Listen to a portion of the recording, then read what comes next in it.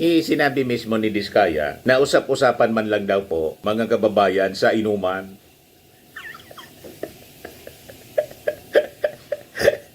Na mismong sabi ni Diskaya, baka anya na name drop lang si Martin Romualdez. Pero sa Minority Report, malinaw ang insinuation, mga kababayan. Gustong idiin si Martin Romualdez. Iyong mayor na witness nila, si Gutesa, na talagang nagpangalan kay Martin Romualdez na sabi nag-deliver, na wala na yung delivery boy.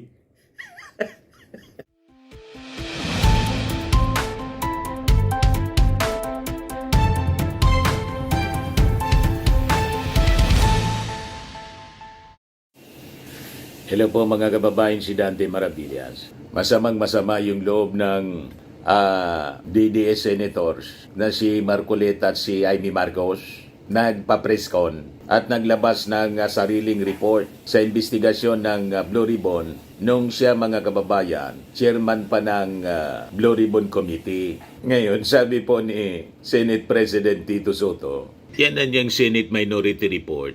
Pang-media man lang yan. Kapirasong papel lang niya yan.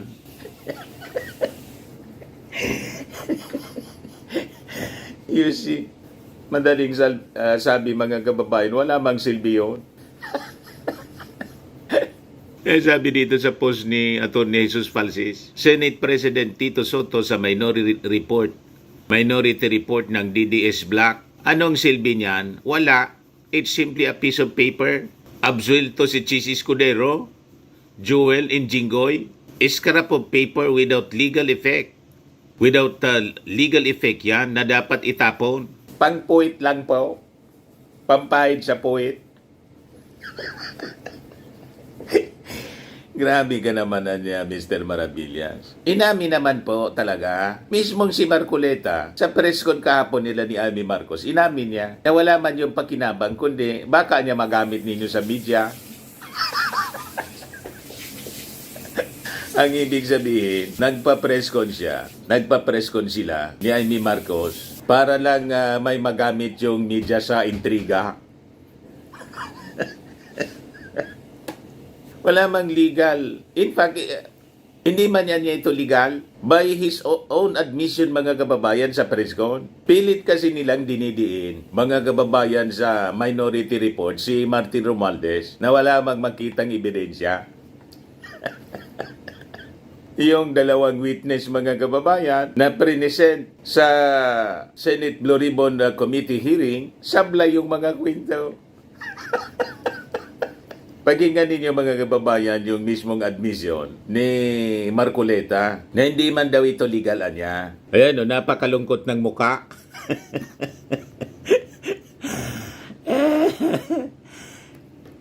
Baka daw may magamit ng media lang ito. So, madaling sabi, pang-propaganda lang nila. Establish pala nila na si Diskaya pumunta ron para sabihin na yung bagong may-ari, pinaalis na sila. Anong weight doon, sir? Yun nga. Wala. Kaya gusto ko mapansin ninyo lahat. Bakit kinailangan pumunta pa sila doon? Yun lang bang gagawin natin? Ang mga tao siguro napilitan kami na maglabas na ng Minority Report. Hindi rin siya kung ano pa man bagay. Ang mga tao po kasi nagtatanong, ano po ba nangyayari na dyan? Simula po nung ako'y nawala na po na chairman at napalitan nga po. Nung ilabas namin si Gutesa, sinabayan naman yun ng aming legislative break. Matagal po yun. Hanggang sa mag-resign naman si Senator Ping. So, ang mga tao nagtataka. Ano na naman ito? Ano bang, wala na bang ano ito? Hindi, wala bang closure ito? Hindi ba natin malalaman kung sino talaga ganito? Kaya napilitan po kaming maglabas ng Minority Report. Tinawag po naming Minority Report for lack of better term. Kasi po kung gagawin nating legal ito na isasang-ayon natin. Sabi niya, kasi daw po, kung gagawin nating legal ito, ito sasang-ayon natin, ibig sabihin, hindi legal yung ginagawa nila. Kung hindi illegal, di illegal. Ilig ninyo talaga sa illegal. Pati mga kababayan, yung paggawa ng report, hindi illegal. By his own admission, mga kababayan. Inamin ni Marcoleta, hindi illegal yung ginagawa niya. So paano kaming maniniwala dyan sa sinasabi ninyong minority report na nagdidiin? Gusto kasi nilang idiin si Martin Romualdez. Wala nga ebidensya. Yung witness ninyo sa minority report, si Gutesa, hindi na nagpapakita. Kaya ang sabi ni Marcoleta, baka niya magamit ninyo ito sa media. So pag media lang, tama si Tito Sen. Propaganda, mga kababayan, yung purpose ni Marcoleta nito. Sa aming mga committee, sa ating Senate rules, hindi pa kami Hindi sang-ayon sa Senate rules. pwedeng maglabas kasi kailangan matapos talaga yung committee report. Hindi naman po kasi namin malam kung kailan ba talaga matatapos ito. Kasi nakalagay sa rules namin, kung merong dissenting or concurring opinions, ay isasama na lamang doon. This is neither a concurring or dissenting report. Kaya tinawag namin minority report sa pag-aakala naming magagamit po ninyo. Malinaw mga kababayan, para may magamit lang yung media. May maikwento mula sa kanilang kampo. Yosi, tama si Tito Sen, mga kababayan. Yan sabi ni Tito Sen, yung minority report niya, Senate minority report, mang media, piece of paper lang siya. Yan sabi ni Tito Sen, papilangan niya yan. Ito ang payag ni Senate President Tito Soto sa report na binuo ng Senate Minority Block ukol sa investigasyon ng Senate Blue Ribbon Committee sa katiwalian sa flood control projects. Ayon kay Soto, walang may tuturing na minority report kung hindi pa naman naglalabas ng committee report ang Senate Blue Ribbon Committee. Minority report only comes after the committee report. Doon lang ini-entertain kung mayroon ng report ang main committee. Sabi po ng senador. Anya pa sa bills and index at hindi sa kanyang opisina dapat sinusumiti ang report. Di wala pang media, even the majority report, unless tinake up sa plenary, ay wala yan. It's simply a piece of paper. Di ba? Mga kababayan, wala man pong kwenta yung minority report na inireport nila para idiin lang mga kababayan si Martin Romualdez. Tapos, ang main witness niya, mga kababayan, si Gutesa, ginawan pa ng graphics para ituro. Only Gutesa testified that he delivered luggages containing cash from Representative Saldico's residence to Representative Romualdez residence in Taguig. Tapos si Diskaya testified that they transacted with D.E. Alcantara and Joseph Bernardo, and that most of the DPW's officials, they deal with mentioned Representative Saldico receiving 25% of the project cost. Also testified that several representatives, they transacted with mentioned former Speaker Romualdez. Sinabi mismo ni Diskaya na usap-usapan man lang daw po, mga kababayan, sa inuman.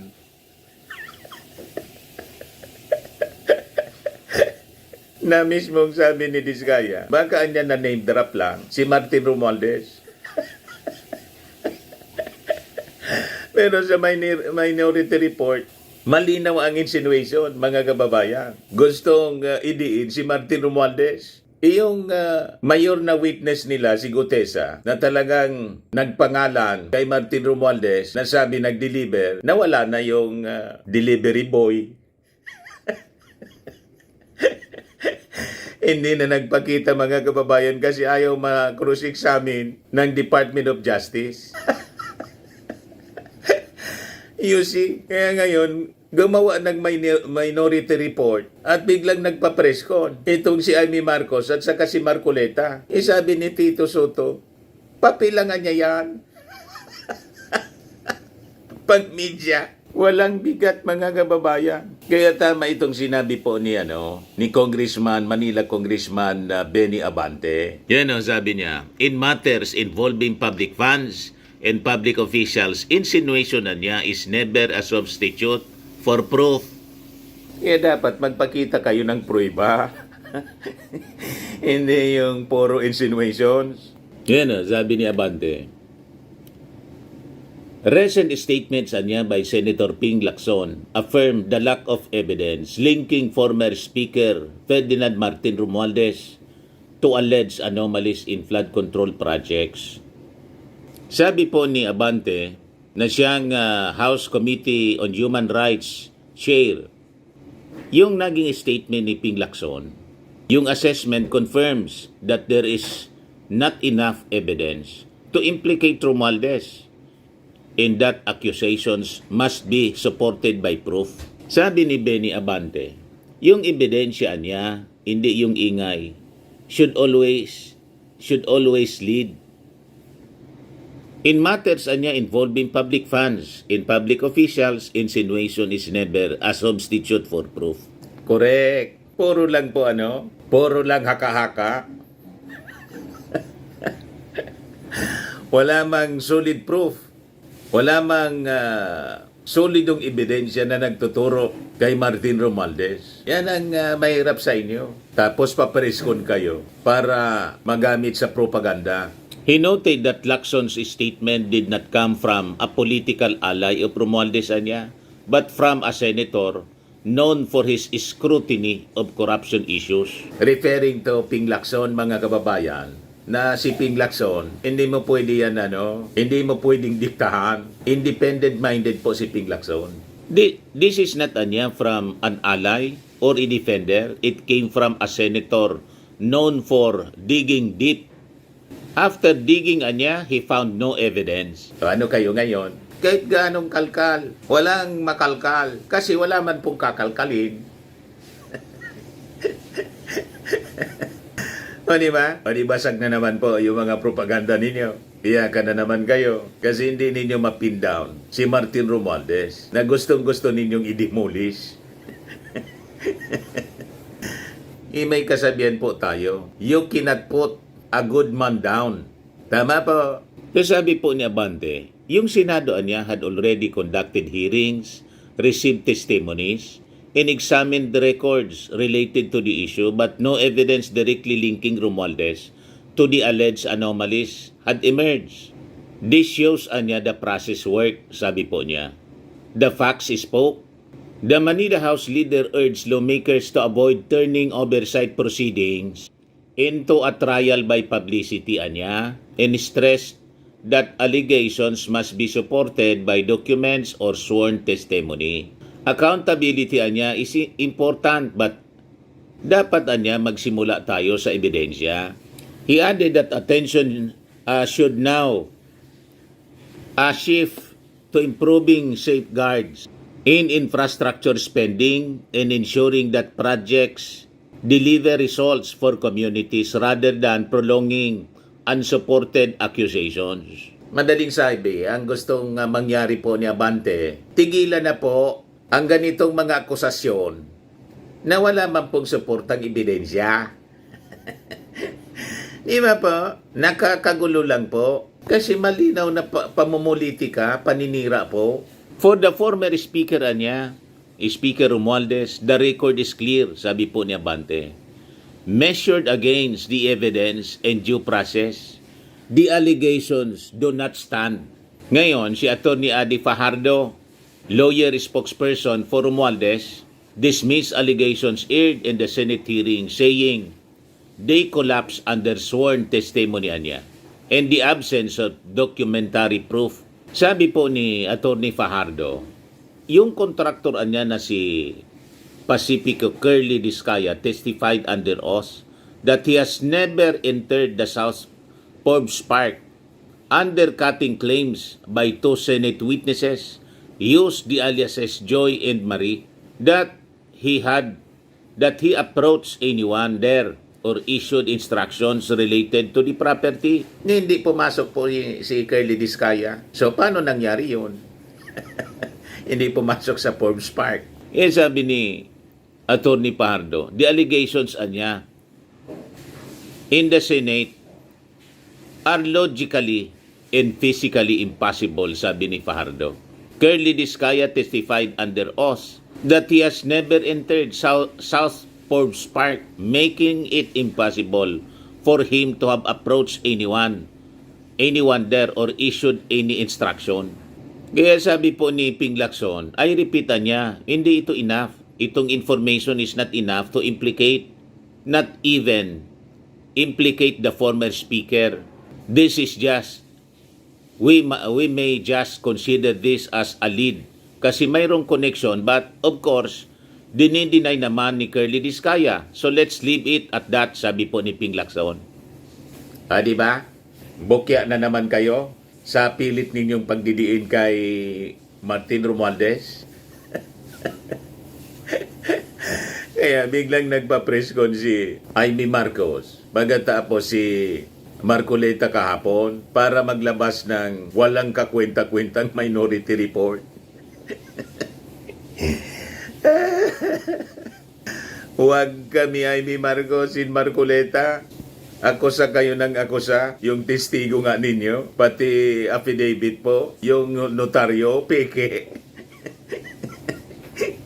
Paano kami maniwala sa mga pinagsasabi ninyo? Present ninyong testigo na gusto ninyong paniwalaan namin. Si Gutesa, peke yung peke yung notaryo. Tapos hindi na nagpakita. Malinaw na yun ang planted, mga kababayan, para magdiin lang, idiin si Martin Romualdez. Hindi po umubra. Tapos may panibagong witness, yung dalawang babae po, si Joy and Marie, palpak na naman.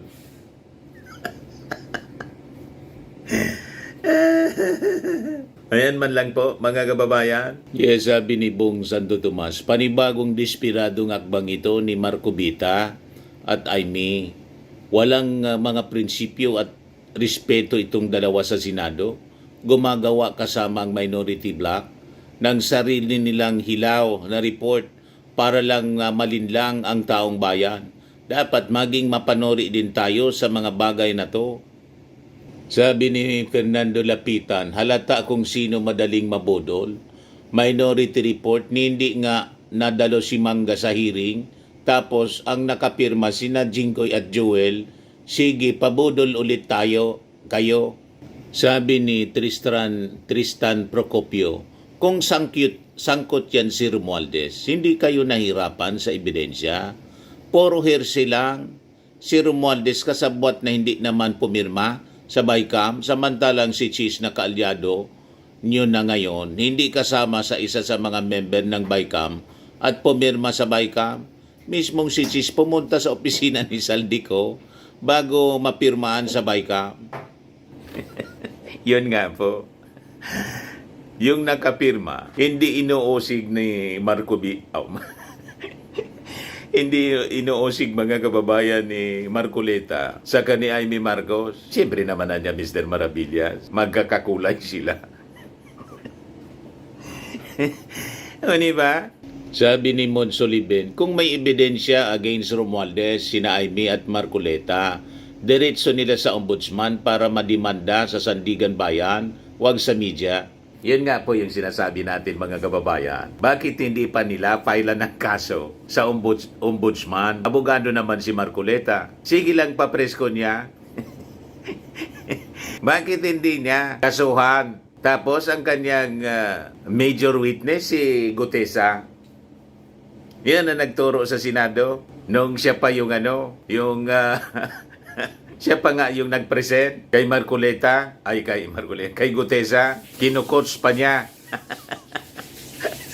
Kasuhan na niya po sa ombudsman. Si Romualdez, witness niya, pati si Amy Marcos, pwede magtestigo laban sa kanyang pinsan kung gusto niyang makulong si Martin Romualdez. Di ba? Bakit hindi nila ginagawa? Wala man kasi silang ebidensya. Ang habol nila po, propaganda sa media. Kaya sige pa preskon. Huwag kami, Amy Marcos, saka Marcoleta. Alam namin kung ano ang inyong intensyon. But anyway, yan man lang po. Ako po si Dante Maravillas. Bye-bye. God bless.